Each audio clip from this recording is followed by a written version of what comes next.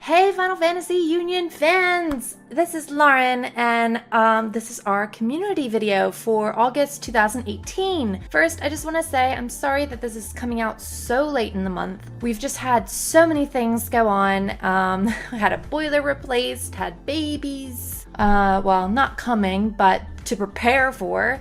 And so it just managed to get a bit delayed, but we are here now, and hopefully you'll forgive us. So essentially, if you're not aware, about a month ago, I sent out a post saying that anybody in our community can post up any pictures, fan art, music, AMVs, whatever they want. They can post it up, and then we will choose from that selection to feature in our community video. It's just something I wanted to do to bring the whole community together, give everybody an opportunity to sort of just express themselves, and the submissions were just incredible. We had so many things that we wanted to share with you today, but we've whittled it down to 6, ranging from musical arrangements to cosplays. But before we get started, please don't forget to hit that like button down below if you like what we do, and also hit the subscribe button and hit the bell button so that you always get notified whenever we post up a new video. To further caveat that, most of these submissions were on our Discord,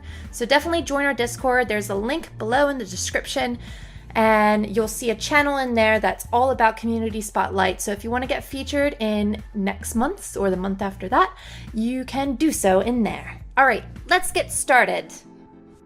First, we're kicking things off with Lewis James's musical talents. Lewis has been a supporter of ours for quite some time now, and he has constantly been looking to improve his musical talents. And what better way to do so than on some Final Fantasy music?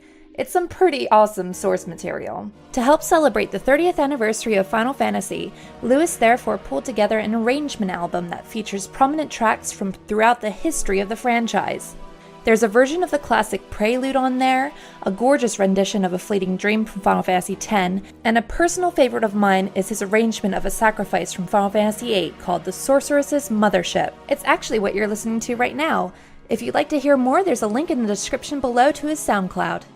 Our next featured community member is Kingdom Hearts Union's own Branden Gonzalez. Although many of you might know Branden as the host of Kingdom Hearts Union, did you know that he's also a very talented artist? In case you missed it, there was a massive fan art competition that Square Enix hosted in the lead up to Uncovered Final Fantasy XV, where fans had to submit artwork following the theme Unbreakable Bonds. It was then revealed that many of the fan art submissions were put into a special Final Fantasy XV fan art calendar, which was then distributed at many different events throughout the following year. Branden's fan art made the cut. Not only that, he managed to be the fan art submission for November, Final Fantasy XV's release month. The artwork took Branden about 30 hours over the course of 10 days using primarily Photoshop, with a lot of reference images. One piece in particular was actually some leaked concept art he had found, featuring Luna and the now infamous Regalia with the boys. The most difficult bit, he said, was drawing the Magitech soldiers, as the deadline to submission was fast approaching. Aside from Final Fantasy, he was heavily inspired by Star Wars A New Hope's poster and the historical painting by John Trumbull called The Sortie Made by the Garrison of Gibraltar. I think we can all agree that Branden's art definitely captures the magic of Final Fantasy XV's cast, and he is well deserving of his place in the Final Fantasy XV calendar. Next up, we have NootzTaol, a cosplayer whose Ignis has really got us hungry for some new recipes. NootzTaol does cosplay mainly for fun and has been doing it for the last decade. She got into cosplay after getting into Death Note, and her first foray was when she attended a Waterstones manga night hosted by Tokyo Pop. For that particular event, she went as a generic Japanese high schooler. But for the next one, Rukia from Bleach was chosen as the subject material. NootzTaol's favorite part of cosplay is the fact that it's literally a giant fancy dress party, and having people say, "Oh my god, you're so-and-so," makes everything worth it. We think she's done a fantastic job as our favorite cook from Insomnia, and we can't wait to see her future cosplays. If you'd like to see more of NootzTaol's cosplays, be sure to head on over to her cosplay page on Facebook. Also, if you want to know any of the names of the photographers in her photos, please be sure to check the description below. Another veteran from Kingdom Hearts Union, and the first host actually, Lauren aka Vintage-Aerith, has also been in the cosplay game for a decade. In that time, she's made many strides in her craft through determination to get through all of the highs and lows of creating cosplays of her favorite characters. One of the hurdles to overcome was the desire to pay tribute to every story that ever touched her heart, which meant pushing herself to the brink to produce many different cosplays. But now it's much more about doing cosplay for herself while also enjoying the benefits of a full night's sleep before every con. Although she's done many different Final Fantasy related cosplays, Aerith is of course her namesake and therefore a very important character to her. Lauren's original take on Aerith's costume was actually over a decade ago. Her methods back then consisted mostly of store-bought items, but now she's been able to construct her cosplays using sewing and crafting techniques she's learned over the years, and we couldn't be more impressed. Also, who better to do this cosplay with than her own personal Zack? This photo, which was taken by Shinja Ninja on Twitter, shows the adorableness of Zack and Aerith's relationship.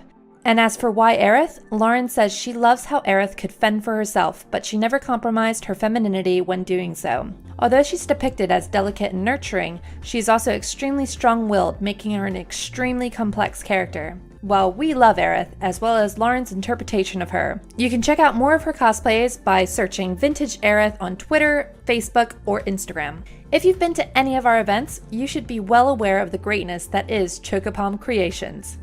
ChocoPoms have made many Final Fantasy themed poms over the years, and they are so adorable! Goldie, the store's owner, started making poms back in 2013, but she started her store in 2014 and will be celebrating her 5th anniversary of making poms this January. The first pom she ever made was a blue number, which in her own words looks like one of those cute chicks you find around Easter time. And as you can probably guess, this of course led to the creation of her infamous Chocobo Pom. The Chocobo being her favorite Final Fantasy creature, it was only natural that this be her first Final Fantasy related pom. It also led to the creation of her business name, ChocoPom, which was all thanks to her friend Hoy. Goldie still holds chocobos as some of her favorite poms to make. However, her library of Final Fantasy related poms is quite extensive. She's made anything from Marlboros to teeny adorable leviathans. She promises many more poms in the future, including Moombas, King Mog and his knights, and drumroll, Bahamut! We are so glad to have her in our community, and if you'd like to check out the rest of her stock, which includes some amazing Pokemon-related poms as well, you can find her on Facebook under ChocoPom Creations. She even takes custom orders, like my pride and joy, Emil.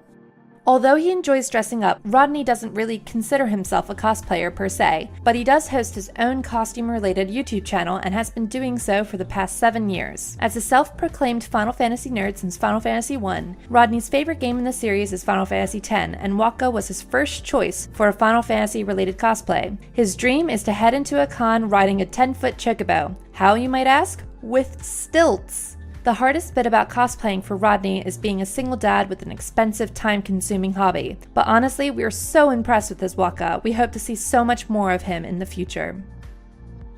Alright, well that's it, guys, for this month's Community Spotlight, and our first one ever! We're so thrilled to have so many talented people within our community. We're so thrilled that we have so many talented people in this community. And seeing them all strut their stuff has just been amazing. So definitely, if you want to be a part of next month's Community Spotlight, head to our Discord, the link is in the description below, and you may be selected for September's Community Spotlight.